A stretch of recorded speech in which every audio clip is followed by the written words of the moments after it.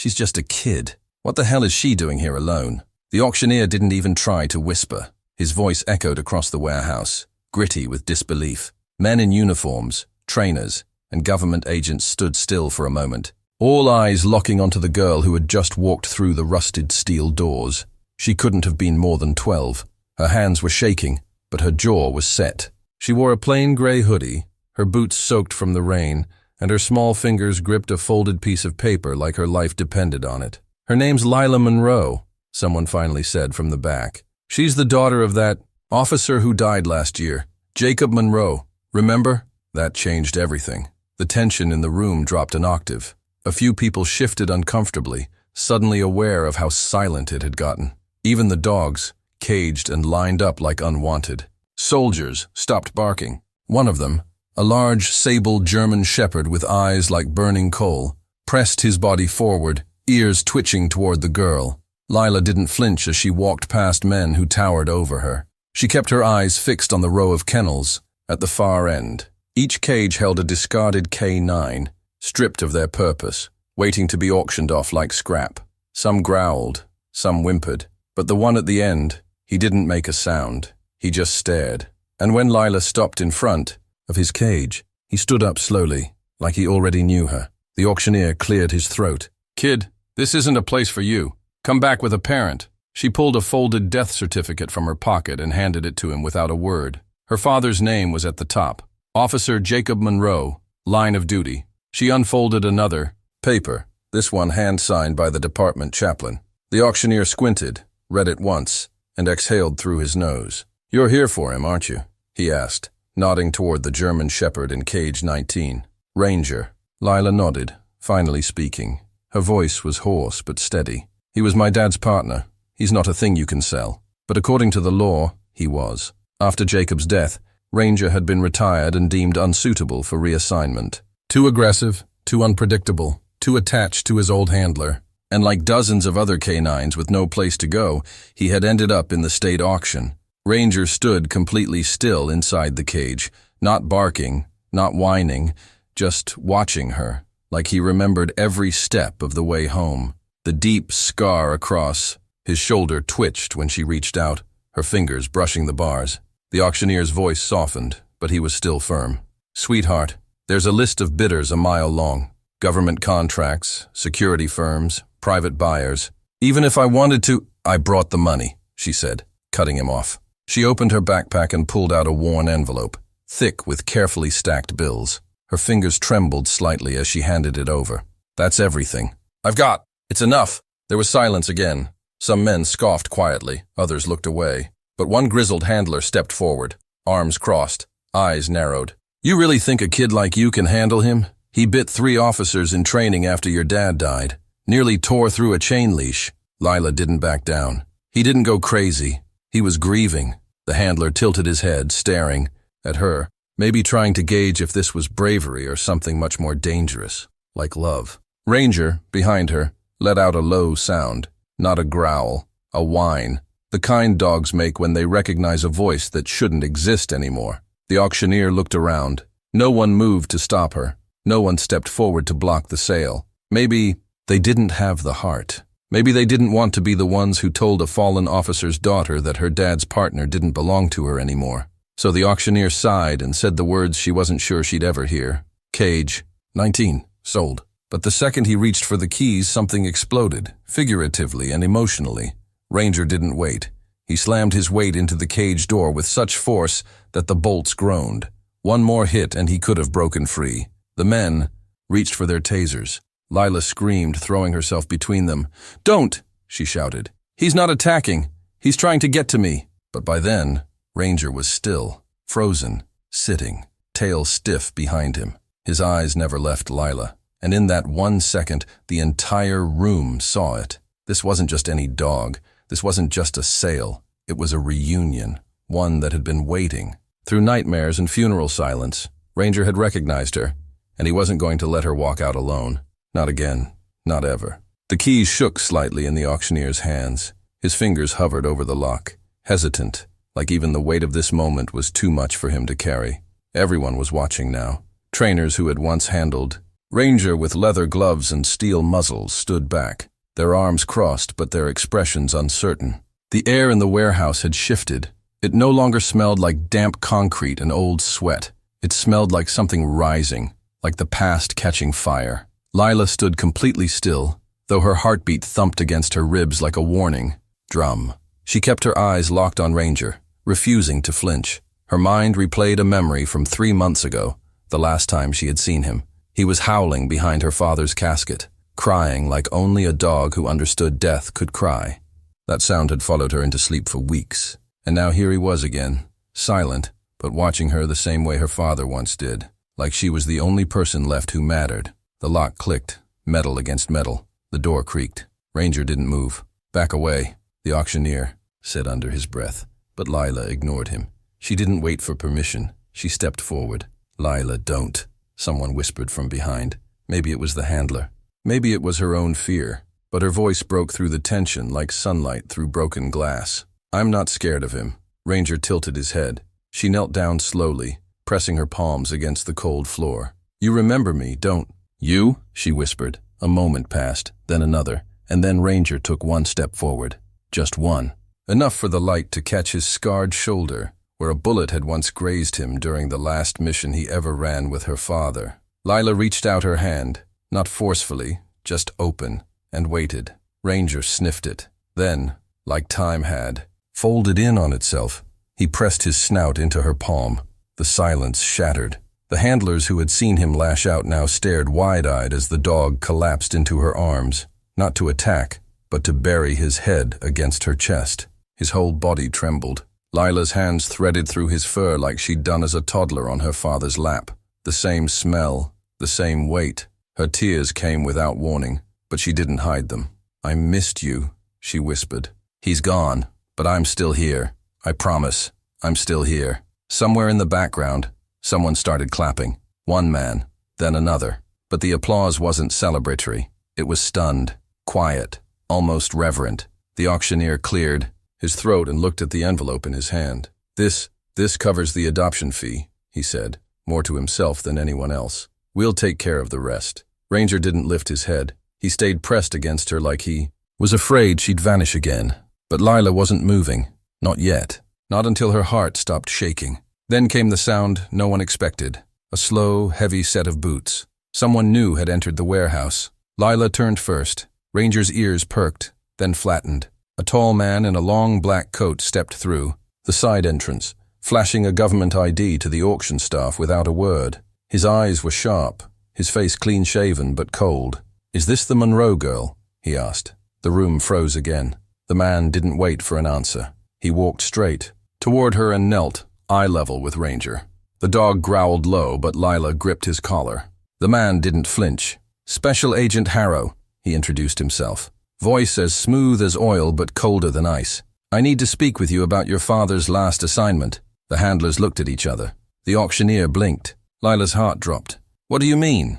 she asked, her voice small. Agent Harrow pulled out a folder and handed it to her. The edges were stamped with red ink. "Classified. Debrief required. Your father didn't die in a car accident," he said. "That's what they told you." But it was a field op gone wrong. And Ranger wasn't just a partner. He was the only surviving witness. Lila's grip on Ranger tightened. "They said it was a robbery," she whispered.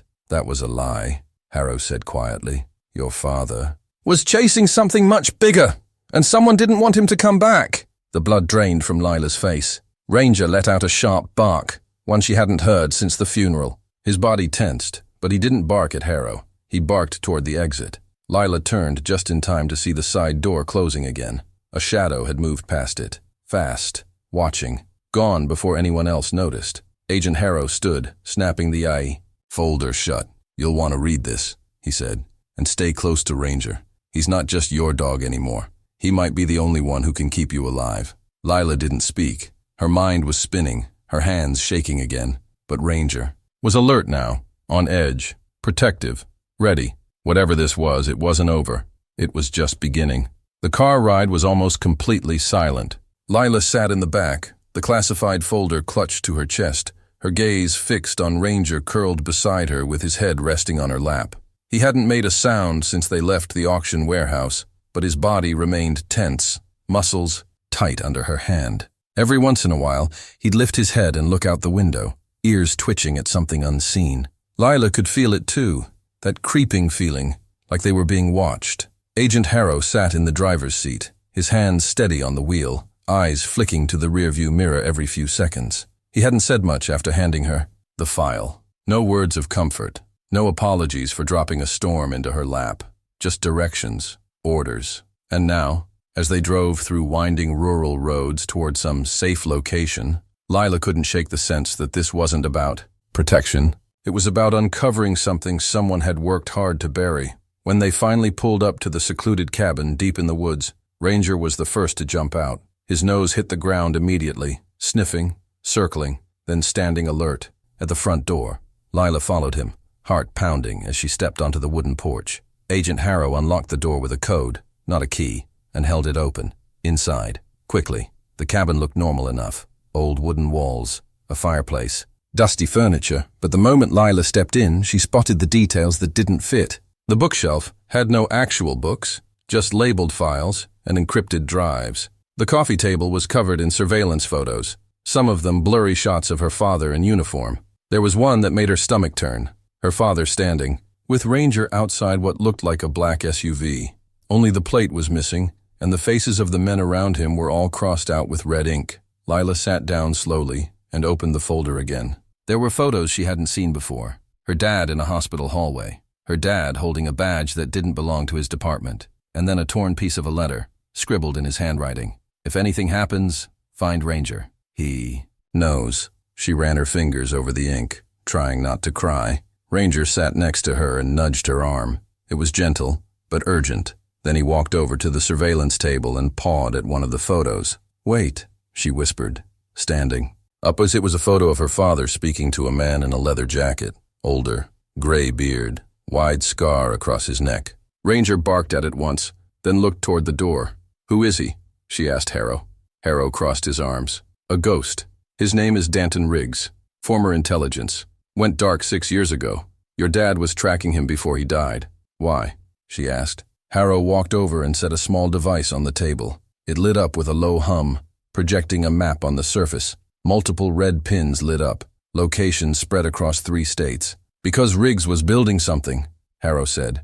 "Something underground. Your father believed it involved ex-K9s, black site training, and potentially untraceable mercenary contracts. Ranger was part of the original unit, trained alongside other dogs who've since vanished. Your dad got too close, and then his car exploded." Lila's breath caught. "It wasn't a crash?" Harrow shook his head. "We found traces of thermite under the engine block. Professional, quiet, and made to look like an accident." Ranger growled low. It wasn't random. He stared straight at the window, ears forward, teeth slightly bared. Then it shattered. Lila ducked instinctively as glass sprayed across the room. Harrow moved fast, drawing a concealed weapon and pulling her behind the sofa. Ranger launched toward the broken window with a snarl so violent it echoed off the walls. A shadow moved outside, then another. Whoever they were, they didn't fire. Yet. But the threat was real. This wasn't just surveillance. They were being hunted. Harrow shoved a burner phone into Lila's hand. "Take the back exit. Ranger, we'll go with you.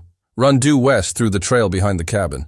There's an old ranger station. Go, now." "What about you?" she cried. "I'll hold them off."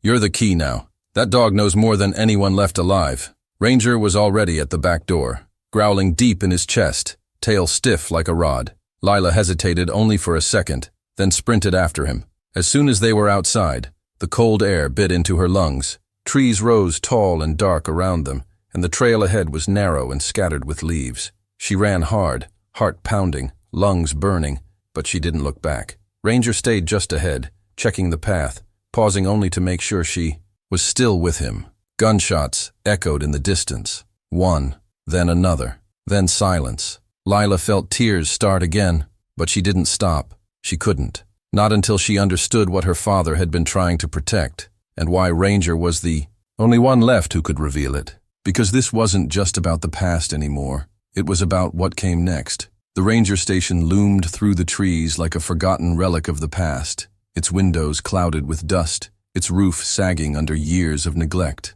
Lila stumbled toward it, her legs aching, her chest heaving. Ranger had already sprinted ahead, nosing the door, circling the perimeter, ensuring it was safe. When she finally reached him, she collapsed against the frame, struggling to catch her breath.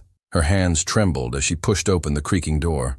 Inside, the air was musty, thick with pine and mold. Dust swirled in the fading light.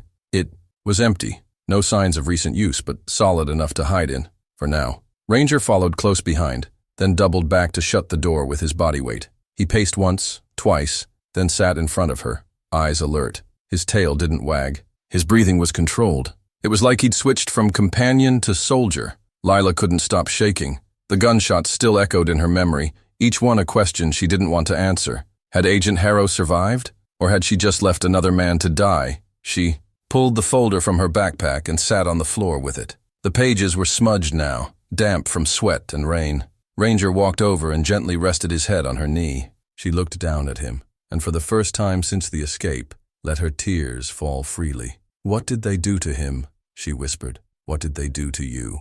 Ranger didn't move, but his eyes flicked toward the window. Lila followed. His gaze, nothing, only trees and mist. But something inside her tightened. They weren't safe yet. They had run, but whoever was after them hadn't stopped. She opened the folder again, scanning for something, anything, that could explain why her father had died and why Ranger was the target now. Near the back, tucked between surveillance reports and sealed transcripts, she found a photograph. It was old, grainy, but clear enough to see her father standing beside 3 other men, none of whom were identified. Behind them, barely visible, were dogs, canines, big, strong, all German shepherds, all wearing the same patch on their vests, a black triangle with a single red eye in the center.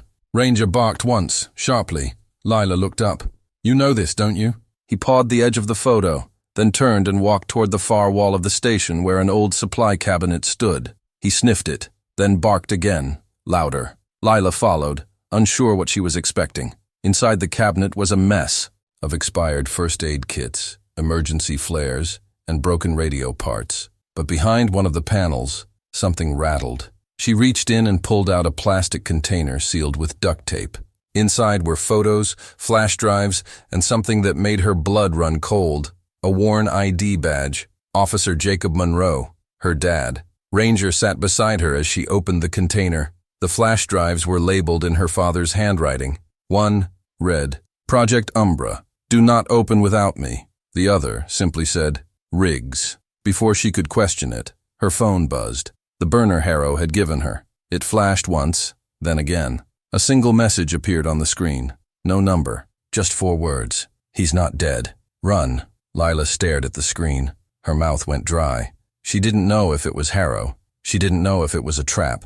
But Ranger growled low and deep, rising to his feet, staring toward the back window. She looked just in time to see a flicker of motion. Someone was out there. Close. Too close. She grabbed the container, shoved the folder into her backpack, and whispered, "Ranger, go." He didn't need to be told twice. He bolted for the back door, shouldering it open and clearing the path. Lila followed, her lungs screaming, adrenaline giving her legs just enough power to keep going. They didn't use the trail this time. They went deeper into the woods, veering off into rough terrain.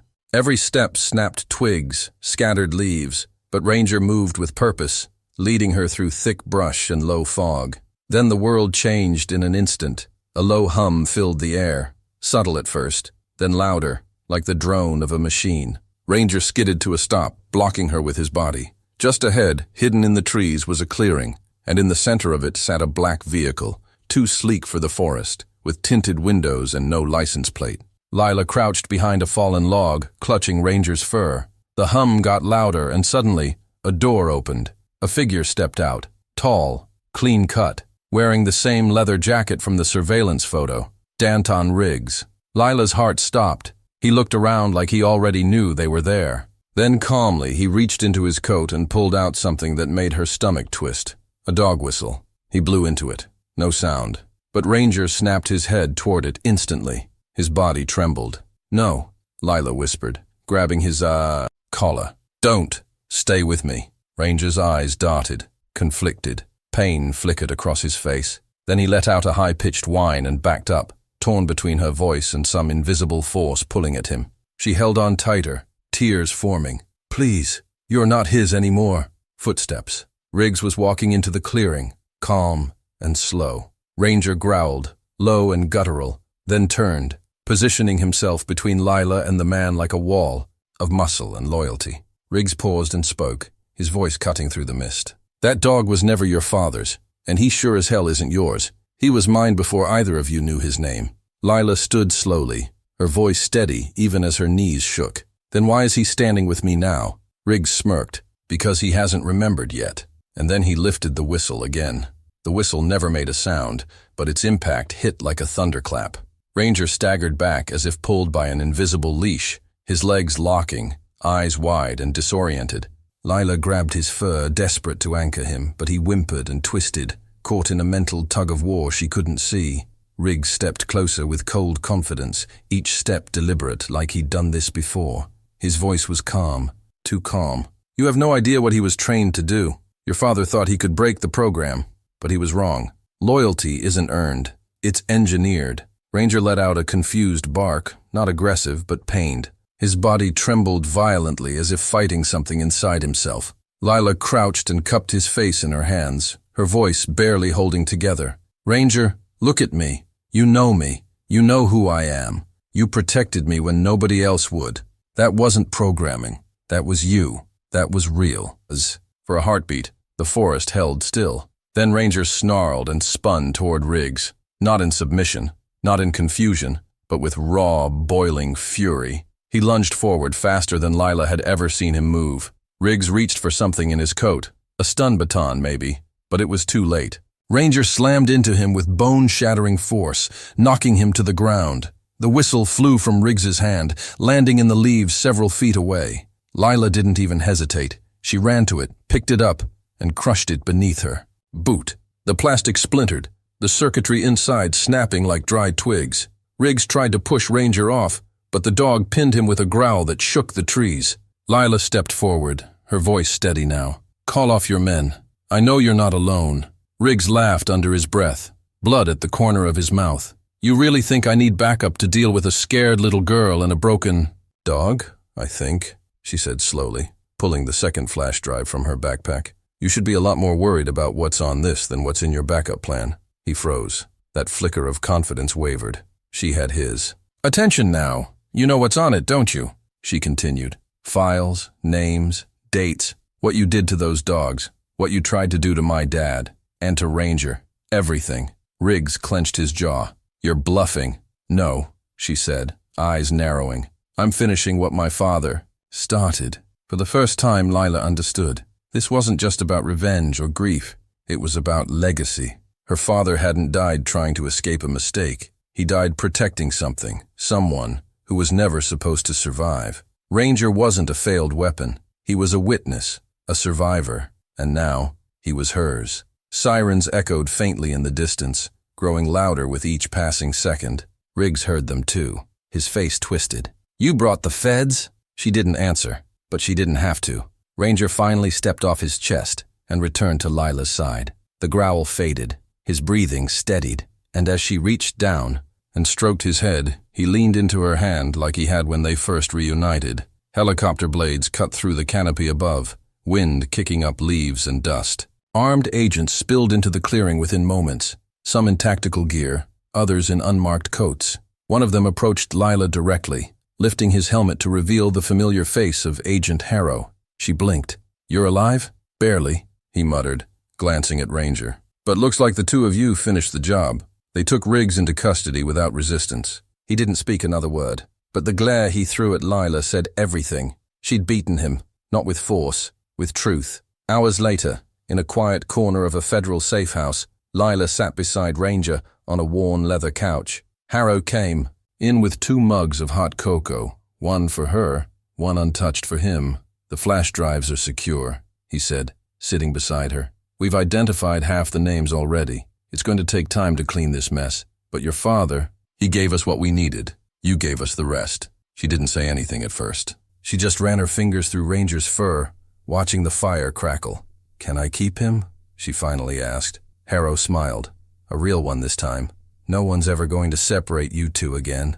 As far as I'm concerned, he's already home."